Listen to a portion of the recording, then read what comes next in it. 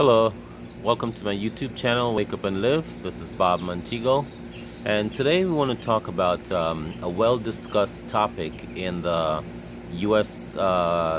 Primary elections today, and that is socialism.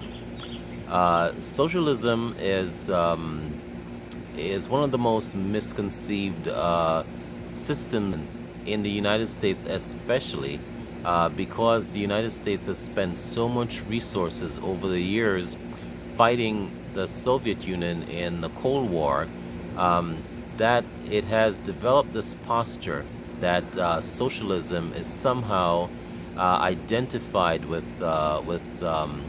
communism or dictatorial governments around the world. Not true, though. It is true that communism is a form of socialism, but which is a very extreme form of socialism. In the same way that the economic system called capitalism is an extreme form of a privatized economy.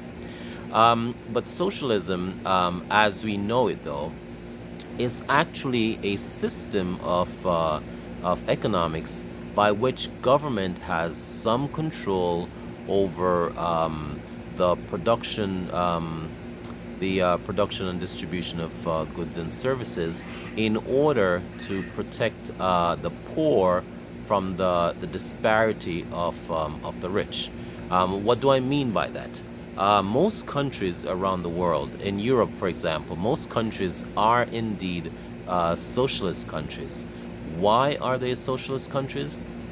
Because their system of economics practiced by their governments serve the people first, not the market, not the capitalists, not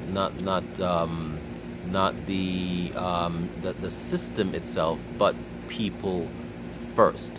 In the United States, most people don't even realize, the poor, for example, don't realize that it is the socialized part of the free market system that actually takes care of their needs. And yes, I did say the socialized part of the free market, because it's not an oxymoron. It's not a contradiction. It is the kinder, gentler part of capitalism that takes care of people. Now, what do I mean by the socialized part of our capitalism? Let's take, for example, Social Security. Social Security is indeed a socialist system within the United States economy.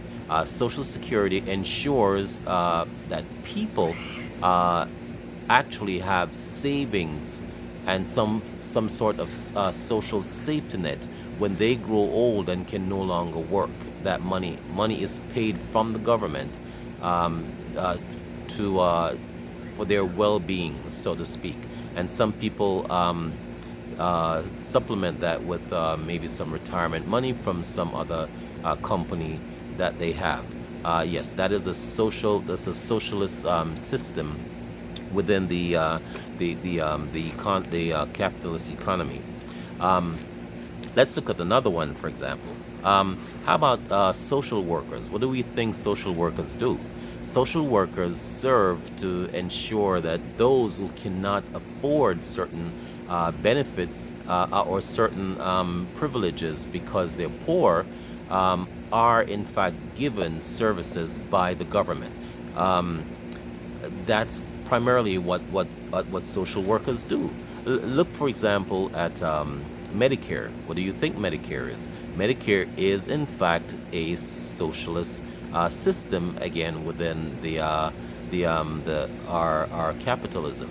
All right, that ensures that when you're old and you can no longer work, because in our system, the market says if you cannot work, you should not have insurance.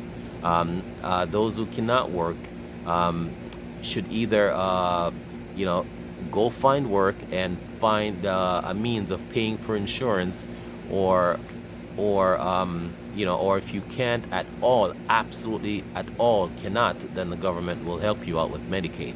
But yeah, but that's what Medicare is. It is another socialized system within our market economy. Look also at social welfare like food stamps and housing and certain what we call public entitlement programs. Those are in fact socialized systems. Look at certain actions now. Look at economic bailouts. In 2007, thereabout, we had a massive recession where all the banks in the United States failed, all the car companies went bankrupt, the real estate market totally dried up, people lost jobs as a result. People were struggling.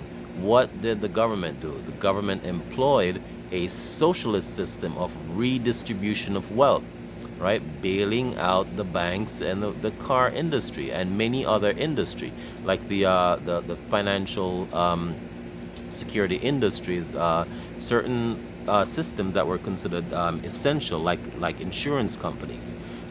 They all got bailed out. That is a socialized move. It is a necessary move. It saved the economy. All right. Look at tax refund. Tax refund. You pay into the system, and then at the end of the year, the government gives back refund some people based on certain entitlements, certain portion of money. If that does not happen, people will die of hunger. All right. People look forward to that. That is, in fact, a socialized practice also. Look at farm subsidy. In the United States, a gallon of milk hovers somewhere around $4 and $5 a gallon for milk. If it were not for a socialized system of giving farmers a subsidy, which is giving them money to offset the cost of the milk, then the milk actually would run about somewhere between $8 and $9 a gallon for milk. So that again is a socialized system. Government has control over the farming to avoid people from dying of hunger or malnutrition. All right. Look at the system also of free education. In many countries, education is not free. All right, simply because they cannot afford it. All right, but in the United States, education up to high school is in fact free. The reason the government does that is to offset the expenses of people getting very elementary education. All right. So all those things I just mentioned are part of what we call socialism. Socialism is not this boogeyman that we knew that we've always heard about, by the United States government or by pontiffs of the free market system. Now, am I saying that we're supposed to acquire a socialist system? Not necessarily. Not altogether. I mean, we do have some of it, a whole lot rather, a whole lot more than we actually think. But we and the United States was formed and developed on the free market system. So I'm not saying we're to go ahead and change from that. But it is not fair to actually continue to give anyone who proposes anything, and it sounds like socialism. We all jump on it and we don't want socialized medicine, or this is not a free for all thing. We don't want free college for people, or we don't want free this or that. It's just not fair, because socialism is actually a system that seeks to ensure that the social resources of its country, meaning the people, the social infrastructure, the people of the country, are in fact taken care of, especially if they cannot afford to do so themselves. Not all the time people cannot afford to do so and the government needs to help them. Sometimes it's simply a matter of we pay into a system, so the government should take care of us and those who cannot. All right. Thank you for watching. Hope I've cleared up a few things for you. This is Wake Up and Live, and you've been in tune to Bob Montego.